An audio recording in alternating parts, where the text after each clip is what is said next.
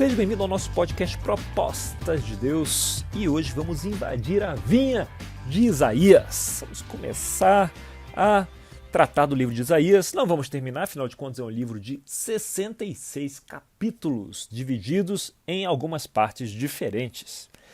E queria cumprimentá-lo, herói que nos acompanha por essa incursão nos profetas, esses livros que nós gostamos de citar, mas não gostamos tanto assim de ler. Eu falo por mim, raramente quando eu vou fazer uma devocional eu escolho um profeta. Já li aí perto de uma dezena de vezes os profetas, quando eu li a Bíblia de ponta a ponta, mas fora desses esquemas, e fora de uma lição específica que a gente está acompanhando, raramente é um livro que eu escolho para ler. Contudo, entretanto, todavia, agora eu quero acreditar que isso está mudando, não é? Com essa nova visão, esse entendimento maior, mais ampliado desses livros. Sempre lembrando que a história presente em Samuel e Kings, a gente fala daquela narrativa que baseava na imoralidade, na idolatria, quando a gente acha que os caras estão adorando errado e por isso as coisas estão dando errado. Enquanto na história B, em Crônicas, escrita mais de 400 anos depois, com a perspectiva que o tempo dá, com os profetas já tendo passado suas mensagens, nessa perspectiva há um ângulo em que o problema não está somente na adoração errada, embora esteja presente, mas o problema está principalmente na injustiça, na opressão, no descaso com os desfavorecidos. E o preço da procura pelo império, pelas riquezas, pelo conforto, acaba sendo pago em pessoas, pago em gente. Então, qual delas está certa? Está tudo certo. As duas estão certas, são duas perspectivas e contam que o povo de Deus está experimentando desses ângulos diferentes. E agora, então sempre tem essa dicotomia nos profetas de um lado e de outro. Alguns profetas dão um peso maior para a questão da adoração, da idolatria, a minoria deles, e outros vão focar na injustiça e na opressão, e a gente sempre vai manter a nossa anteninha ligada para isso. Então agora chegamos a 1 Isaías. Vocês falam, opa, 1 Isaías? Nunca ouvi falar disso. E realmente, se você abrir sua Bíblia, você vai ver que não há uma 1 Isaías. É apenas um livrão enorme, um dos profetas maiores, por causa do tamanho do livro. E Isaías, entre os livros dos profetas, talvez seja o que eu mais li. E curioso que ao ler Isaías, eu não curtia muito a primeira parte, que ia até mais ou menos o capítulo 39. E ainda que houvesse ali no meio alguma outra parte que chamasse a atenção, eu queria meio que terminar rápido essa parte de Isaías, não curtia muito. Mas a partir do 40 eu já achava sensacional, achava muito encorajador, muito inspirador, e eu não entendi muito bem o que acontecia, por que ele havia essa virada de um ponto para outro. Agora já é possível entender um pouco melhor. O que acontece é que a maioria dos estudiosos vão afirmar que o livro de Isaías tem mais de uma voz. Ou, de outra forma, há mais de uma voz trabalhando junto. Você pode falar que há mais de um autor. Tem gente que fala isso, que o livro de Isaías tem mais de um autor. Mas, sem dúvida, tem mais de uma voz. Será que é o mesmo Isaías, com momentos da vida diferentes? A gente não sabe.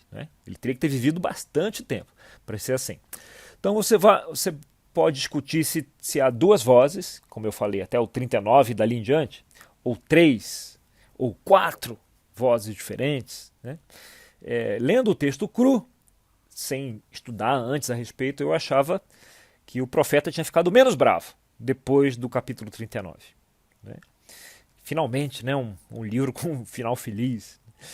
Mas sem contar o capítulo messiânico, Isaías 53, que todos nós citamos, a gente conhece pouco, em geral, esse livro. Então vamos começar pelo princípio, vamos ler um pouco, vamos conhecer um pouco mais esse livro aí. E no começo, a gente vai ver o povo ali, depois de Davi e Salomão terem estabelecido Saul, e fortalecido, e enriquecido até o reino. Você tem esse momento ali do 1 Isaías, que é um período pré-assírio ainda. O povo de Israel e de Judá ainda não foram para o cativeiro. Claro que no caso de Judá o cativeiro é babilônico. Mas esse a primeira parte de Isaías está encaixado ainda nos profetas pré-assírios. Ou seja, as coisas ainda estão organizadas. E para os padrões ocidentais, para os nossos padrões, eles estão bem. Eles estão bem supridos materialmente, tem alimento, tem casas grandes, tem mansões. Não é? Obviamente é um período anterior ao cativeiro. Mais à frente, vai ter como se fosse um interlúdio histórico, onde o autor vai falar de Senaqueribe, né, da invasão de Senaqueribe, mas não é bem no tom de uma visão profética que a gente está acostumado. Ele se assemelha mais como um relato dos fatos. Né? Alguns acham que era profecia, mas é mais como um relato histórico. É como se houvesse um redator aí preenchendo as lacunas entre as diferentes vozes, né, para dar liga, colocando aí uma argamassa entre as vozes, para que o leitor não fique perdido entre uma voz e outra. O melhor que se pode afirmar hoje é dizer que o livro todo foi escrito pelo próprio Isaías, que tinha uma capacidade tremenda, minuciosa de prever o futuro, sem paralelo nos outros livros proféticos das Escrituras, ou parte do livro foi escrito em diferentes épocas, talvez até com diferentes autores e olhando para trás, né, com fatos que ocorreram no passado. De uma forma ou de outra, é difícil afirmar que não existiram vozes diferentes. Né? É claro que isso aqui é um resumo do resumo, uma explicação superficial. Se você consegue ler em inglês, tem o livro Out of Babylon, né, do Walter Brueggemann, que trata disso muito bem. Ele identifica 4 vozes em Isaías, e essa é a fonte do qual o Bema Podcast se inspirou, e por tabela nós também. Não é? O Walter Brueggemann identificou 2 a mais do que eu identifiquei sozinho. Faz sentido, né? Porque ele conhece bem mais do que eu. Na primeira voz, ele vai do primeiro capítulo até o 11 ou 12. Não é? É a voz que a gente vai tratar hoje. A segunda vai do 12 ao 39. Olha aí, eu acertando sem querer ou querendo. Na voz 3, é a chamada de O Discurso do Servo. Vai do 40 ao 54. E aí tem o famoso Isaías 53. E na voz 4, do 55 até o fim, o 66, é a chamada Novos Céus e a Nova Terra, restauração, alegria e esperança. Não é à toa que eu gostava mais dessa parte final. Podemos especular até que Isaías teria vivido no período pré-assírio, mas talvez tenha havido ghostwriters, né? Pessoas que escreveram no nome de Isaías depois, levando a mensagem dele adiante. Será que eram discípulos dele? A gente não sabe. Alguns profetas estabeleciam escolas, mas não parece ser o caso de Isaías. Né? Possível, mas aqui nós estamos na área da especulação. Então, Isaías, a primeira parte de Isaías, vamos chamar de primeira Isaías, né, para facilitar aqui o nosso papo, é um desses profetas cuja mensagem é absolutamente clara. Absolutamente clara. Nós vemos isso logo no começo. Vamos trabalhar aqui o primeiro capítulo. Isaías 1, verso 1. Visão que Isaías, filho de Amós, teve a respeito de Judá e Jerusalém durante os reinados de Uzias, Jotão, Acais, Ezequias, reis de Judá. Ouçam, ó céus, escute, ó terra, pois o Senhor falou. Criei filhos e os fiz crescer, mas eles se revoltaram contra mim.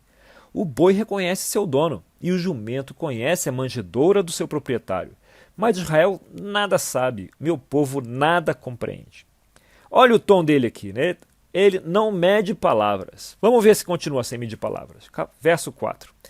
Ah, nação pecadora, povo carregado de iniquidade, raça de malfeitores, filhos dados à corrupção, abandonaram o Senhor, desprezaram o Santo de Israel e o rejeitaram. Por que continuarão sendo castigados? Por que insistem na revolta? A cabeça toda está ferida, todo o coração está sofrendo. Da sola do pé ao alto da cabeça não há nada. São somente machucados, vergões e ferimentos abertos, que não foram limpos, nem enfaixados, nem tratados com azeite. Parece que Judá aqui está numa situação complicada. Imagina, machucados que não foram limpos. Como é que fica? Ficam infectados. Né? Então, a coisa está feia aqui para Judá. Isaías 1, verso 7, vamos adiante. A terra de vocês está devastada, suas cidades foram destruídas a fogo, e os seus campos estão sendo tomados por estrangeiros diante de vocês e devastados como as ruínas que os estrangeiros costumavam causar. Só restou a cidade de Sião, como tenda numa vinha, como abrigo numa plantação de melões, como uma cidade sitiada. Se o Senhor dos Exércitos não tivesse poupado alguns de nós, já estaríamos como Sodoma e semelhantes a Gomorra. Governantes de Sodoma, ouçam a palavra do Senhor. Vocês, povo de Gomorra, escutem a instrução do nosso Deus. Continua pesado, né? Logo adiante vemos que o problema aqui... Vamos ver como é que Isaías vê a adoração deles. Então, verso 11. Para que me oferecem tantos sacrifícios? Pergunta o Senhor. Para mim, chega de holocaustos, de carneiros e da gordura de novilhos gordos. Não tenho nenhum prazer no sangue de novilhos, de cordeiros e de bodes. Será que o problema aqui é a idolatria? Lembra da história A? Afinal de contas, para quem que eles estão oferecendo sacrifícios? Né? É o Senhor que pergunta. Eles estão oferecendo a Yahvé, ao Senhor. Então isso aqui não parece ser a história A. Não parece que eles estejam adorando errado aqui. O problema seja nos rituais. Verso 12. Quando lhes pediu que viessem em minha presença, quem lhes pediu que pusessem os pés em meus átrios? Parem de trazer ofertas inúteis. O incenso de vocês é repugnante para mim. Luas novas, sábados e reuniões. Não consigo suportar suas assembleias cheias de iniquidade.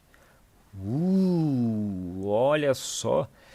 Aqui o profeta diz que Deus não consegue suportar as reuniões de culto deles. Como se fosse a reunião da igreja deles. Né? E Deus está dizendo aqui, eu não quero isso, eu não quero essas reuniões, essas assembleias. Verso 14. Suas festas de lua nova e suas festas fixas, eu as odeio. Tornaram-se um fardo para mim. Não as suporto mais. Quando vocês estenderem as mãos em oração, esconderei de vocês os meus olhos, mesmo que multipliquem as suas orações. Não as escutarei. As suas mãos estão cheias de sangue.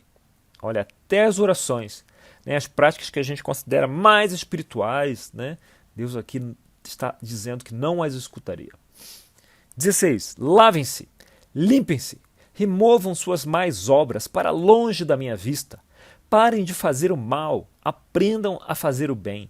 Busquem a justiça, acabem com a opressão. Lutem pelo direito dos órfãos e defendam a causa da viúva. Olha aí os nossos imigrante, órfão e viúva, né? Lembra lá de Deuteronômio? Aparecendo aí de novo. Olha o que ele está falando aqui. Você pode colocar sua idolatria de lado. Você pode adorar a Deus dentro do reino de Israel direitinho. Você pode fazer todos os rituais. Ainda assim, Deus está dizendo, eu não quero nada disso. Na verdade, eu odeio isso tudo. E sabe qual é o motivo? Você não se importa com as coisas que eu me importo. Com os oprimidos, o órfão, a viúva, o estrangeiro.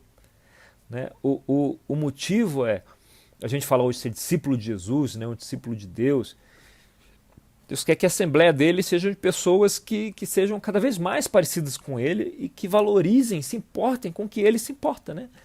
Então o órfão, a viúva, o estrangeiro, né? A injustiça, a presença da injustiça, isso deixa para Deus a adoração perder o valor. Vamos lá, Isaías 1, verso 18 ao 20. Venham, vamos refletir juntos, o convite dele. Diz o Senhor, embora os seus pecados sejam vermelhos como escarlate, eles se tornarão brancos como a neve. Embora sejam rubros como púrpura, como lã se tornarão.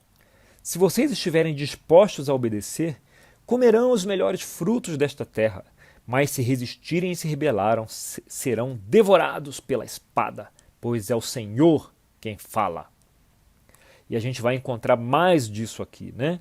Mais Sião sendo redimido por justiça. E a palavra que se refere à justiça, né, vai aparecer, é o mishpat, né? Já falamos dessa justiça do juiz que não só julga, mas executa a justiça. Né? Traz o julgamento. Trazer o julgamento não é só dizer quem está certo e quem está errado, mas executar, né, a sentença. E também o mishpat e também o zedeká, né, que é a atitude de generosidade com o povo, né? E Deus liga essa generosidade à própria justiça. Vamos ver aqui, 1:29. Vocês se envergonharão dos carvalhos sagrados que tanto apreciam. Ficarão decepcionados com os jardins sagrados que escolheram. Olha um pouquinho de idolatria aí, né? Não é que ela está fora, está um pouquinho presente também. Vamos para o capítulo 3. A gente tem o julgamento de Jerusalém e de Judá. 3:1. Vejam, o soberano, o Senhor dos exércitos, logo irá retirar de Jerusalém e de Judá todo o seu sustento, tanto o suprimento de comida como o suprimento de água. Também o herói, o guerreiro, o juiz, o profeta, o adivinho e a autoridade, o capitão e o nobre, o conselheiro, o conhecedor de magia e o perito em maldições. Porém, jovens no governo, os irresponsáveis dominarão. O povo oprimirá a si mesmo. Homem contra homem, cada um contra o seu próximo. O jovem se levantará contra o idoso, o desprezível contra o nobre. Um homem agarrará seu irmão, um da família do seu pai, e lhe dirá: você pelo menos tem um manto, seja o nosso governante. Assuma o poder sobre este monte de ruínas. Mas naquele dia ele exclamará: não tenho remédios, não há comida, nem roupa em minha casa. Não me nomeiem governante do povo. Jerusalém está em ruínas e o povo de Judá está caído. Suas palavras e suas ações são contra o Senhor, desafiando a sua presença gloriosa. O jeito que olham testifica contra eles. Mostram seus pecados como Sodoma, sem nada a esconder. Ai deles, pois trouxeram desgraça sobre si mesmos. Qual era mesmo? Se você está nos acompanhando há um tempo, você pode lembrar qual era o pecado de Sodoma. A gente pensa, era o pecado de natureza sexual. Não. Era não cuidar do órfão, da viúva e do estrangeiro. Era oprimir. Oprimiam o povo, aqueles mais desprotegidos. E chega o julgamento. Mas cada profeta também traz um pouquinho de esperança, né? Isso aparece aqui nessa voz, nessa primeira voz, no capítulo 4, que é pequenininho. Aqui, vamos começar do 2. Naquele dia, o renovo do Senhor será belo e glorioso, e o fruto da terra será o orgulho e a glória dos sobreviventes de Israel. Os que forem deixados em Sião e ficarem em Jerusalém serão chamados santos, todos os inscritos para viverem em Jerusalém. Quando o Senhor tiver lavado a impureza das mulheres de Sião e tiver limpado, por meio de um espírito de julgamento e de um espírito de fogo, o sangue derramado em Jerusalém, o Senhor criará sobre todo o monte Sião e sobre aqueles que se reunirem ali uma nuvem de dia e um clarão de fogo de noite. A glória tudo cobrirá e será um abrigo e sombra para o calor do dia, refúgio e esconderijo contra a tempestade e chuva. Olha a esperança aqui, né? Essa esperança terá a forma de um abrigo, a forma de sombra. Falamos de sombra, né? Quando estávamos no deserto, lá episódio 13, 14, eu acho. E um esconderijo da tempestade e da chuva. Né? E quando o Senhor restaurar as coisas, é assim que vai ser. Né? Haverá um abrigo, haverá proteção para quem precisa. O Senhor aparece como refúgio tantas vezes. Como precisamos, né? Em muitos momentos de nossa vida, desse refúgio. A gente gosta de Isaías 4. Em Isaías 5, nós temos uma poesia de primeira qualidade, embora depressiva e embora condenatória, né? E aí a gente vai ter a imagem para Isaías. A gente falou da imagem de Amós, né? O prumo, de Oséias, a prostituta, né? De Miqueias, o juiz, e agora de Isaías é a vinha que nós vamos invadir, né? Como era a vinha? Como era um jardim de vinhas nessa época, né? Ao redor de Jerusalém, alguns receberam como terreno, né? Ao dividir a terra, terrenos com montes, né? Terrenos nos montes. E algumas pessoas receberam nos vales, né? Férteis ali, podiam plantar várias coisas, e alguns receberam no terreno mais montanhoso. E ali você podia construir no seu terreno montanhoso, não dá para plantar qualquer coisa, né? Mas você podia construir um terraço para cultivar. Né? Um terraço é como se fosse, sabe, um bolo de casamento com várias camadas, um bolo de noiva? Você imagina isso na terra. Né? Algumas vinícolas são assim, lá em Portugal também, se você tem a imagem na cabeça, você tem uns terraços. Né? E era um lugar que você, então, meio que aplainava um pouco o seu terreno, ali na montanha, e criava ali, era bom ter uma torre de vigia, né, para evitar bandidos, evitar animais que quisessem roubar a sua produção. Né, era lá também que você guardava as suas ferramentas. E esses terraços eram sustentados, né, na parede inferior. A gente coloque aí uma ilustração, né, para você poder baixar e ver, assim como tem no Bema. Eram sustentados por umas construções de pedra, uns muros de pedra. Fosse um muro de arrimo, né, daquele tempo. Então, muro de pedras encaixadas. As pedras tinham o tamanho aí de uma bola de futebol, uma bola de vôlei, né, essas pedras médias. E com o tempo, né, com as chuvas, essas pedras podiam ir se soltando, se afrouxando. E a parede podia começar a ruir. E isso, se ruísse o terraço, vamos dizer assim, do seu vizinho de cima, ele ia destruir o seu terraço. E se o seu terraço ruísse, se esse muro de arrimo ruísse, ia destruir o terraço de baixo. Então, ao caminhar pelo seu terraço, você consegue ver o muro de arrimo do seu vizinho, né, da camada de cima. E você pode ver a parede que sustenta o muro do seu vizinho. Agora, quem consegue ver o seu muro, o muro que sustenta a sua plantação? É o seu vizinho, né, da camada de baixo. Então, essa é a imagem do Novo Testamento que dialoga com essa questão do vizinho, da comunidade. Né? A igreja como um corpo, mão, cotovelo, pé, né, pescoço, cabeça. Você não pode dizer à mão, não preciso de você. Eu preciso do meu vizinho. Se o meu vizinho não vigiar o meu muro, eu posso ter problema. Né? As pedras, com o tempo, elas podem soltar. Então eu preciso do vizinho para falar, ei, vizinho, você está com uma pedra soltando aí. Você tem que fazer uma manutenção aí. E eu também preciso cuidar do vizinho do terraço de cima do meu. Ele traz uma ideia um pouco fora de moda hoje, né, que é mais individual, que vá cuidar da sua vida, não se meta na minha vida. Você pegar uma cultura de Instagram aí que você vai ter, né? Cada um olha para a sua vida, cada um cuida do seu nariz. Não meta o seu nariz na minha vida. Mas na comunidade, né, há que se permitir que o seu irmão comente sobre o seu muro. E se você também, né, se importar com o muro do seu vizinho, para poder visar do estado do muro dele. Uma comunidade de verdade funciona assim. E a igreja desenhada por Cristo é para ser uma comunidade, funcionar como uma comunidade. Voltando aqui para Isaías 5, no 1.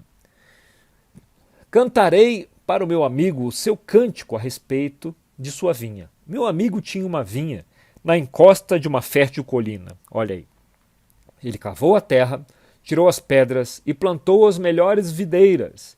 Construiu uma torre de sentinela e também fez um tanque de prensar uvas. Ele esperava que desse uvas boas, mas só deu uvas azedas. Quem é que plantou uma vinha, né? Quem é que plantou uma vinha com a certeza de que daria certo? Tão certo que até investiu em construir uma torre, né? Mas essa vinha só deu uvas ruins. Quem foi que fez isso? Vamos continuar aqui no verso 3. Agora, habitantes de Jerusalém e homens de Judá, julguem entre mim e a minha vinha. Olha aí quem foi. Que mais se poderia fazer por ela que eu não tenha feito? Então, por que só produzi uvas azedas quando eu esperava uvas boas? Pois eu lhe digo o que vou fazer com a minha vinha. Derrubarei sua cerca para que ela seja transformada em pasto. Derrubarei o seu muro para que seja pisoteada. Farei dela um terreno baldio, não será podada nem capinada. Espinheiros e ervas daninhas crescerão nela. Também ordenarei às nuvens que não derramem chuva sobre ela. Então essa é a vinha de Deus. Né? Ele está falando da vinha dele, ou está fazendo uma metáfora, né, entre uma vinha e o povo que ele tirou do Egito e plantou aonde? Né? Ali, em Canaã.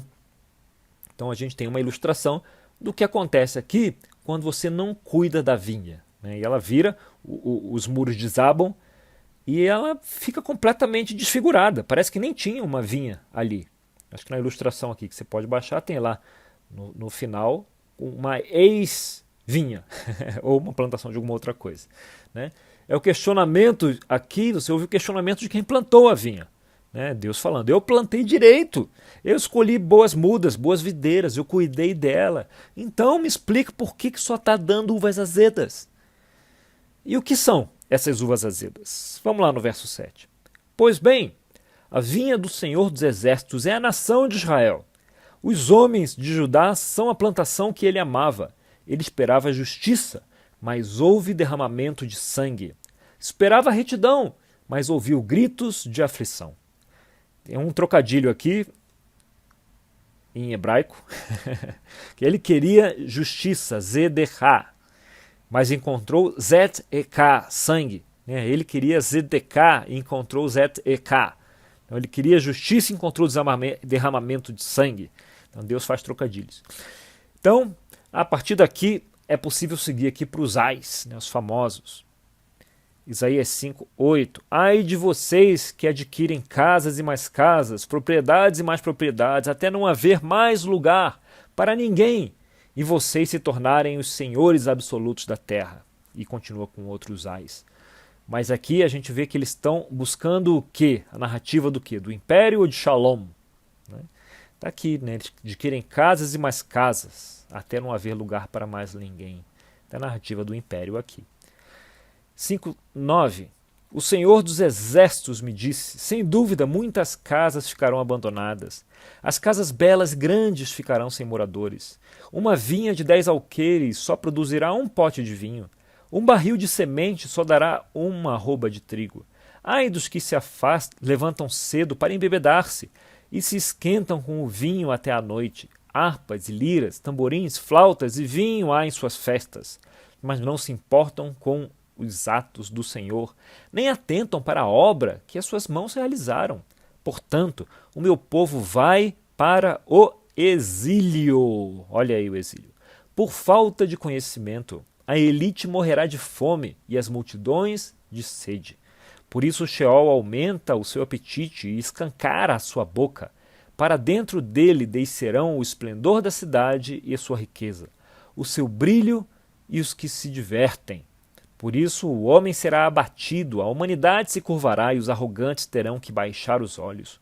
Mas o Senhor dos Exércitos será exaltado em sua justiça. O Santo Deus se mostrará santo em sua retidão. Zedekah e Mishpah. Aqui. Então as ovelhas pastarão ali em sua própria pastagem. Cordeiros comerão nas ruínas dos ricos. Então nós vemos aqui a cobiça por riqueza, e as consequências. 5:18.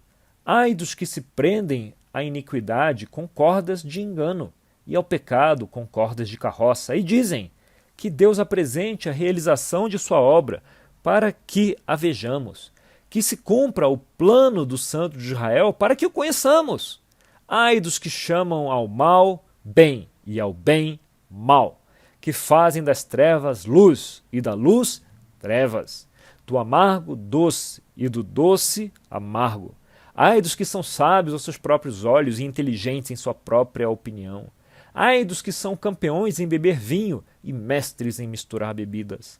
Dos que, por suborno, absolvem o culpado, mas negam justiça ao inocente. Negam mishpah ao inocente.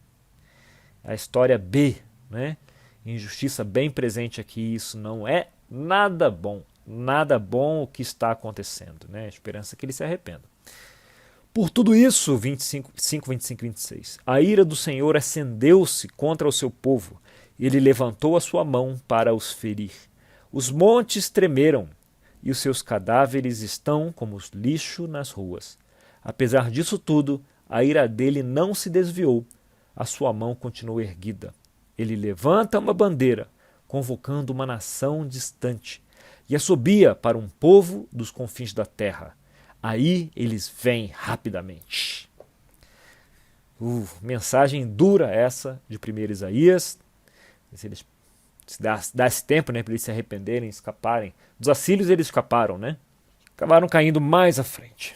Então, era por isso que quando eu li Isaías eu queria passar rápido por essa parte. É uma mensagem dura e chamando o povo a não negar mishpah, nem zedekah, justiça e generosidade aos seus, como estava acontecendo aqui na época da voz que nós encontramos em 1 Isaías.